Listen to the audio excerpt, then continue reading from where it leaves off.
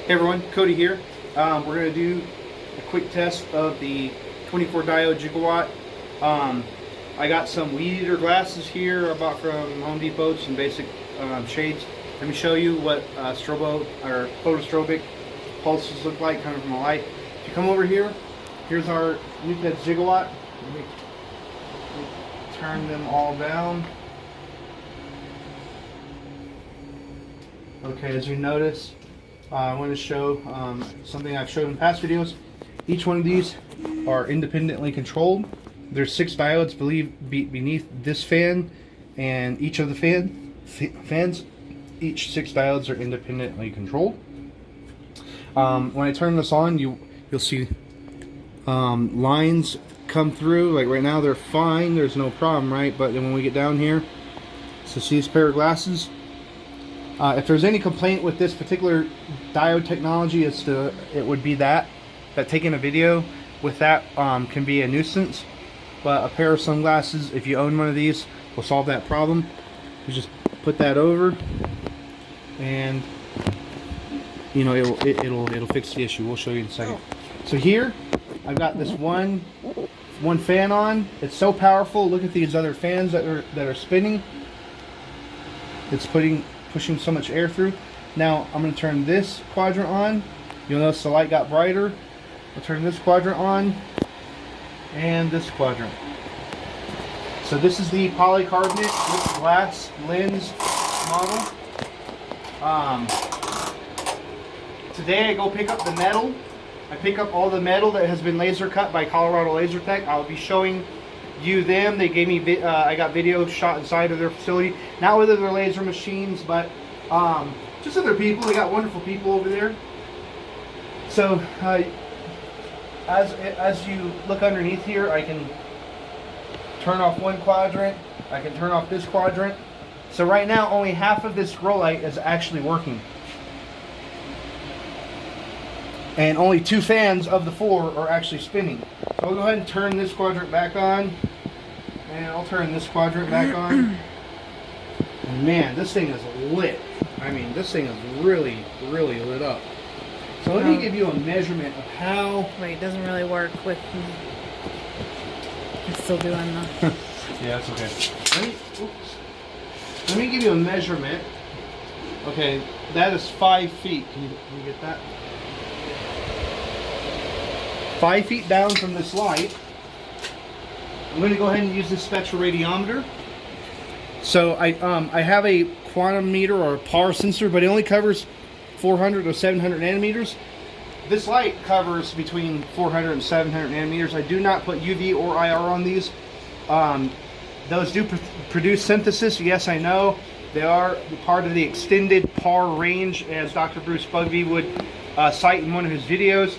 Let me turn this on, and I'm going to go ahead and put this down here.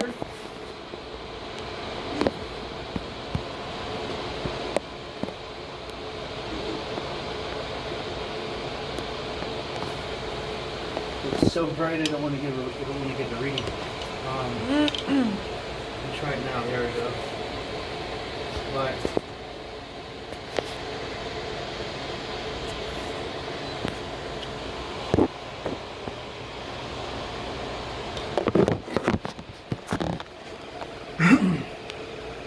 so let me go ahead and I'm going to put a quantum meter in here, because that particular spectroradiometer is getting blasted with light. Okay, from 5 feet down, or 5 feet below that grow light, we're getting 250 PAR. All right, now let me show you something. Let me go ahead and show you why I ask people all the time, like, are you growing in a tent? Are you not growing in a tent? Mind you, that's 5 feet below.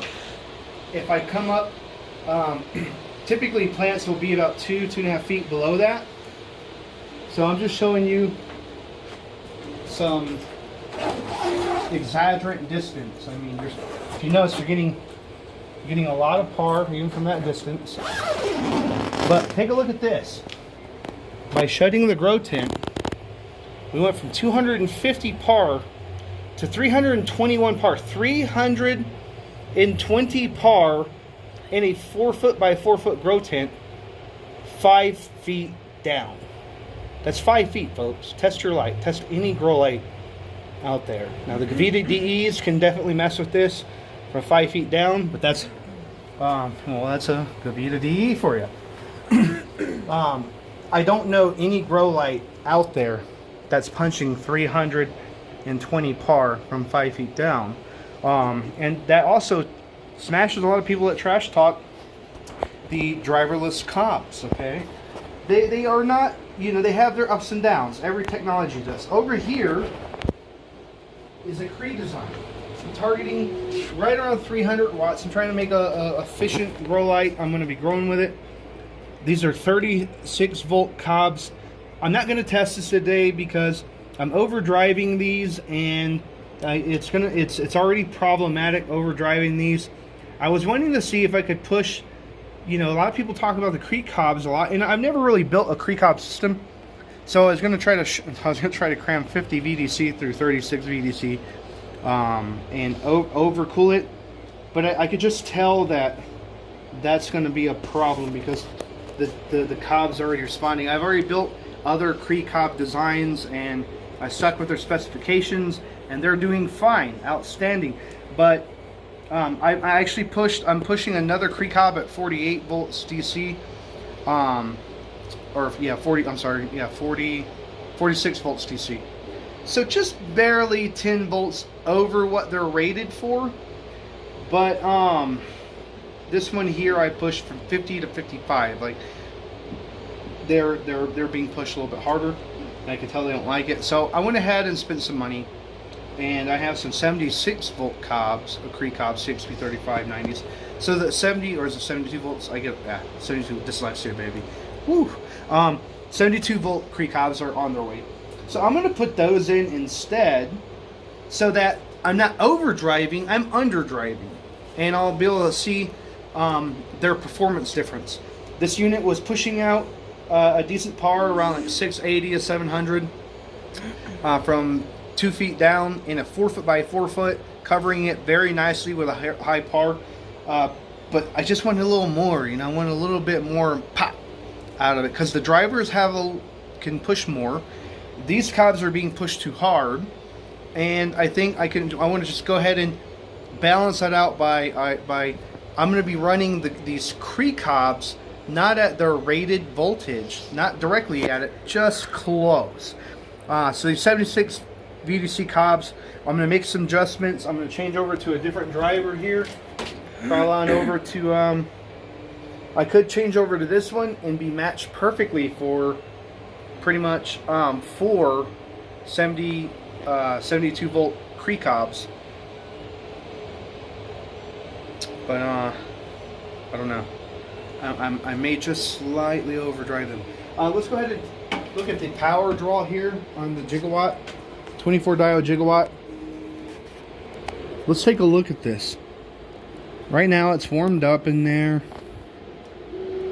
It's drawing only 8 amps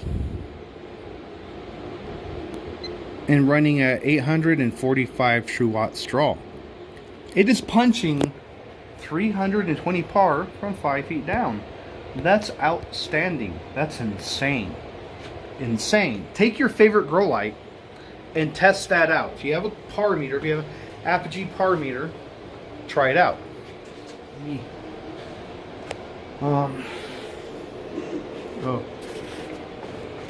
Let me get a spectrum reading in here real quick. Just inside of here, and without any. Look at this nice, beautiful curve. Now, don't mind this PPFD reading because I had this at an angle, so I wasn't going to get a full PPFD reading. Again, that's 5 feet down. That's not entirely accurate because of the angle. What I want you to look at here is the coverage, okay? We are right at 400. I designed this light right at 400 and to extend into the 750 up to 800 nanometers. Okay, so you get some good Emerson's band in there, deep red. You know, approaching the IR ranges of interest, but we don't go UV range here. There is no UV cob or UV diode. I could easily incorporate that if I wanted to, but here's the thing: most growth seems to occur at 450 nanometers, where chlorophyll. If you look at a chlorophyll spectrum chart or chlorophyll chart, you'll see that chlorophyll A, B, xanthines, lycopenes, all the accessory pigments, all get produced nicely at 450 nanometers. They're widely absorbent. They have a really high peak of absorbance there. Then, you know, if you look at this design, there's not a lot of green here. I don't waste too much power on green, but we do have some, because for leaf penetration, and you can see the watts per centimeter, so you can basically see the watts per area. I'm sorry, yeah, the watts per area. And so you can, you know, get some information here that we're not wasting a lot of energy in the green zone. But we have enough there to be effective for penetration. Human eyes be able to discern problems with plants, be able to see in there. And then we come back over to the bloom spectrum. We have a lot of orange. I target this particular range of orange around 620 to 630. Beta carotenes or carotenoids get produced, and these seem to really help with the plants.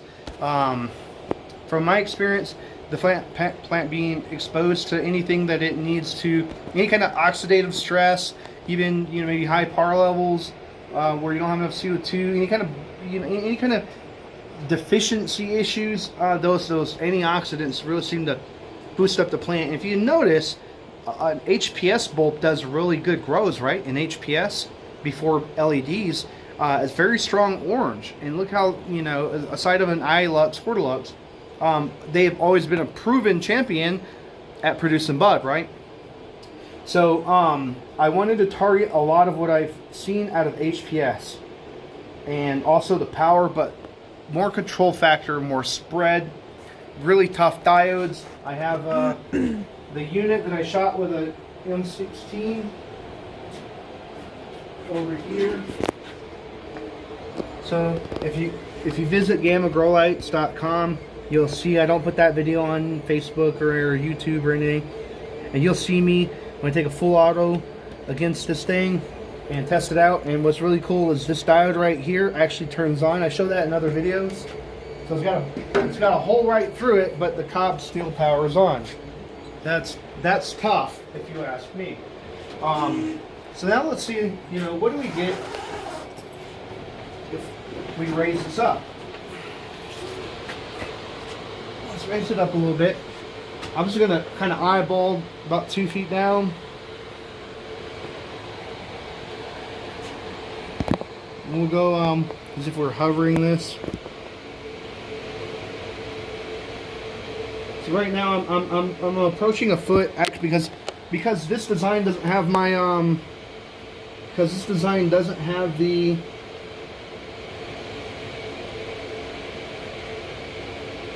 that's what you get a few inches. That's what you get a few inches away.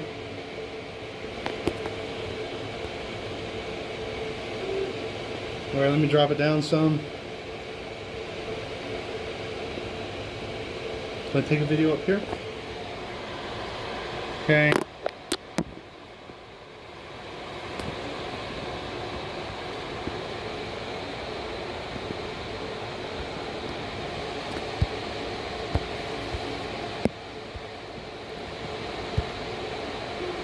Now we're oh. So I'm back down to about almost 3 feet below. Can't see. Oh. So pretty good numbers. What we're after with this design is spread. Now let me go ahead and cover over something. First off, that's the only grow light in the industry that has bulletproof carbonate or firearms grade polycarbonate glass. FLIR. We're gonna FLIR test this too. Oops, I can move it. Yeah, let me go ahead and FLIR test it.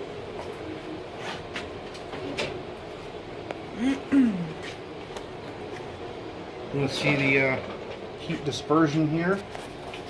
So this is a thermal camera.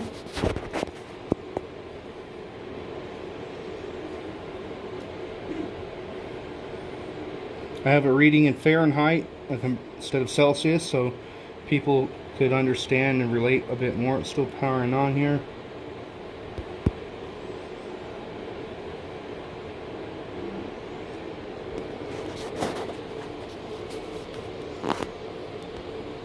So if you look at my human hand, it's kind of like the Predator from Predators and Aliens, you know, how the Predator would vision body heat and so forth.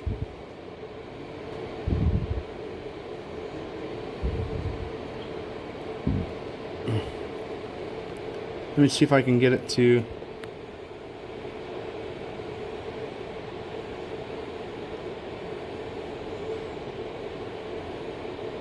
Okay, so now you get a temperature reading here. We're going to go ahead and take a view of the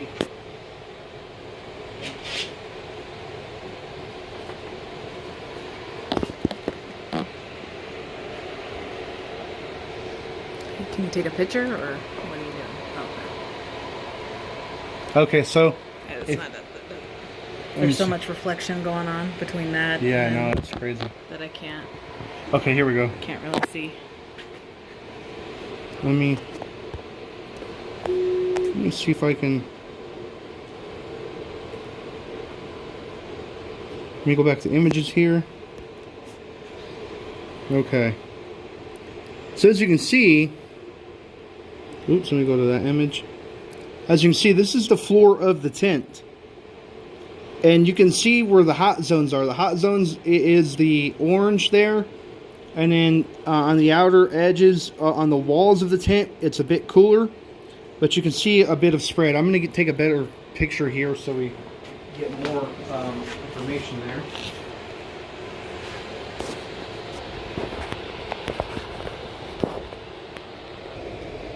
So here you can see that you can see the heat signature of the light down at the bottom of the tent. It's real cool.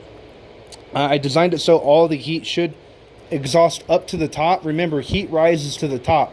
So all your ventilation fans that's sucking heat out of your tent, if you have one tent or 10 of them, you should have ducting at the top all connected. That's sucking that hot air out a window and escaping it, right? So you want all the heat at the top and all the ventilation because of that. Here you go. Here's a photo of it trying to here's a photo of it non-thermal.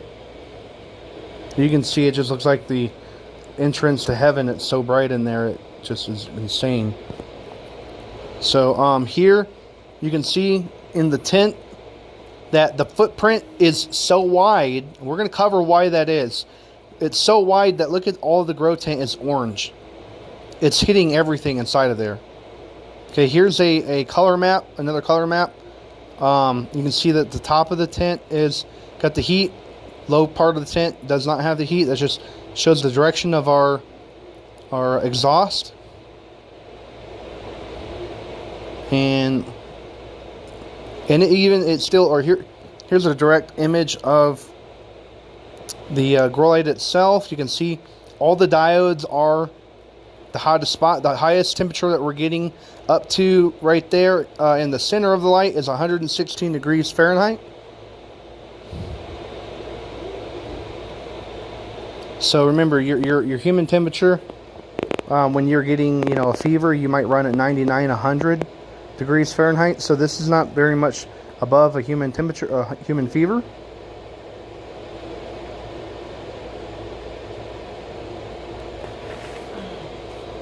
And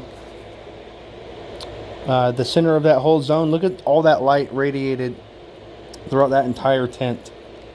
Look at the